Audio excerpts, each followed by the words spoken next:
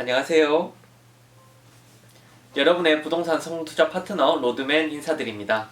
이번 영상에서는 오늘 보도자료로 나온 전월세 신고제에 대한 내용들을 알아보는 시간을 가져보도록 하겠습니다. 제가 영상 하단부에 오늘 국토부에서 나온 보도자료 원문을 링크를 걸어뒀으니 보다 자세한 내용들과 임대차 계약 신고서 양식을 보시고 싶으신 분들은 참고하시면 좋을 것 같습니다. 그럼 바로 자료를 보면서 설명을 이어가도록 하겠습니다.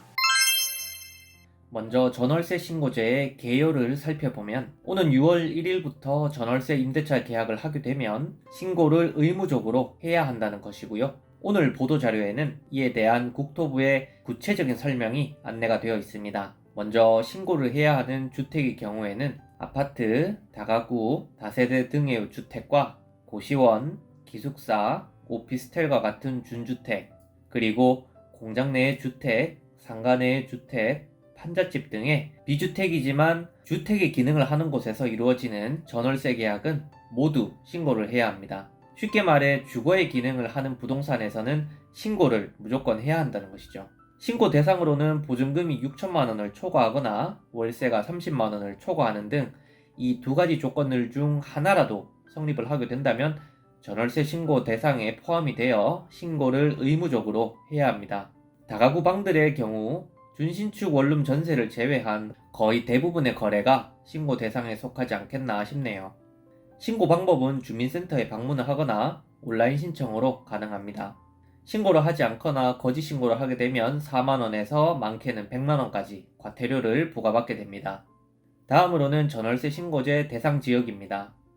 일단은 서울, 경기도, 인천 등 수도권이 포함이 되었고요. 수도권 이외의 나머지 5개 광역시와 세종시에 속한 주택들도 해당이 됩니다. 그리고 도의 시지역, 예를 들면 경상북도 포항시 등과 같은 시지역이 포함이 되고요. 경상북도 영양군과 같은 도의 군지역은 신고지역에서 제외가 되어 신고를 하지 않아도 됩니다. 다음으로 신고 대상은 앞서 설명드렸던 대로 전월세 신고 대상 지역에 위치한 실사용 용도가 주거용인 부동산에서 보증금이 6천만 원을 초과하거나 월차임이 30만 원을 초과하는 경우에는 이 둘 중에 한 가지 조건만 충족이 되어도 신고를 의무적으로 해야 합니다. 그리고 이미 신고를 했더라도 추후 갱신계약을 하게 된다면 마찬가지로 갱신사항을 기록하여 신고를 해야 하고요.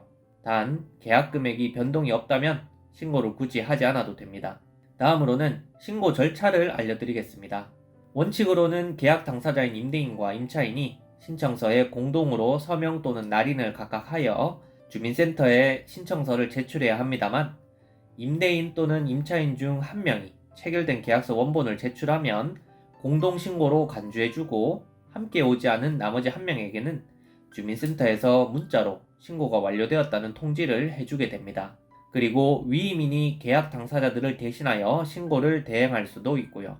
다음으로 신고 방법을 좀 더 자세히 설명드리자면 크게 두 가지 방법이 있습니다.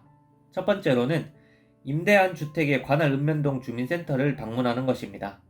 통합 민원 창구에서 신고를 하시면 되고요. 두 번째로는 비대면 온라인 신고가 가능합니다.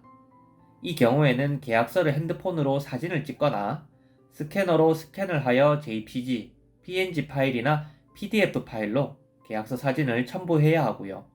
온라인 신고 시스템 접속 방법은 포털 사이트에서 임대차 신고를 검색하거나 아래에 부동산 거래 관리 시스템 사이트 주소를 직접 입력하여 접속할 수 있습니다. 다음으로는 주택임대차 계약신고서 작성 방법입니다. 신규 계약 시 신고서 작성 방법을 예시로 들어봤습니다. 먼저 임대인의 이름, 주민번호, 주소, 전화번호를 기입하고요. 그리고 임차인의 신분정보도 마찬가지로 작성해 줍니다.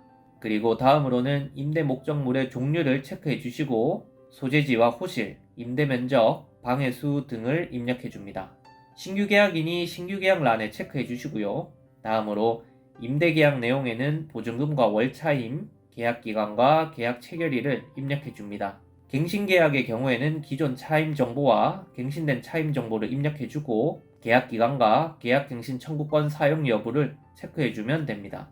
아래로 내려와서 신고서 제출 일자를 적어 주시고 임대인과 임차인의 성명을 적고 서명 또는 날인을 하면 신고서 작성이 완료가 됩니다. 다음으로는 신고의 의제 부분입니다. 의제라 함은 쉽게 말해 A 행위를 하면 B 행위를 한 것으로 인정해 주겠다는 것인데요. 먼저 전입신고를 할 때 임대차 계약서를 첨부하면 전월세 신고를 한 것으로 간주해 준다는 것입니다. 그리고 전월세 신고 시 계약서를 제출하면 자동으로 확정일자를 받은 것으로 간주해 줍니다. 다음으로는 과태료 부분을 살펴보겠습니다. 미신고나 거짓신고를 할 경우에는 최대 100만원 이하의 과태료를 부과하게 됩니다. 특히나 거짓신고의 경우에는 100만원을 부과하고요. 미신고의 경우에는 계약 금액이나 미신고 기간을 고려하여 최소 4만원부터 차등적으로 과태료를 부과한다고 합니다. 그리고 다행인지 불행인지는 모르겠으나 오는 6월 1일부터 시행인 이 제도의 경우에는 1년간 과태료를 부과하지 않는 계도 기간을 가지게 됩니다.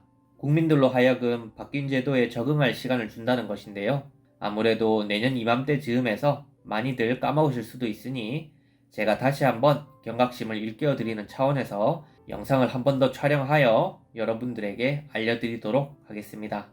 다음으로는 다음 주 월요일인 4월 19일부터 일부 지역에서 전월세 신고제를 시범적으로 시행을 한다고 합니다. 대전광역시 서구 월평 1, 2, 3동과 세종시 보람동, 용인시 보정동이 시범 운영 지역으로 지정이 되었다고 하니 해당 지역에 계시는 임대인, 임차인 분들은 참고하시기 바랍니다.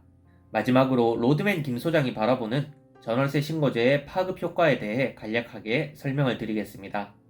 국토부의 공식 입장으로는 전월세 시장을 안정화하고 시세를 보다 투명하게 확인하겠다는 취지로 이 제도를 시행한다고 하는데요. 언뜻 들으면 명분이 그럴싸한데 글쎄요. 과연 그럴까요? 안 그래도 여론을 의식한 것인지 보도 자료를 보면 국토부에서는 전월세 신고제를 통해 수집된 자료들은 임대소득 과세 정보로 활용하지 않겠다고 하는데요. 최근에 등록 임대사업자들에게 가해지고 있는 핍박들을 보고 있자면 손바닥 뒤집듯이 했던 말을 번복하시는 분들이라 믿을 수가 있어야 말이죠.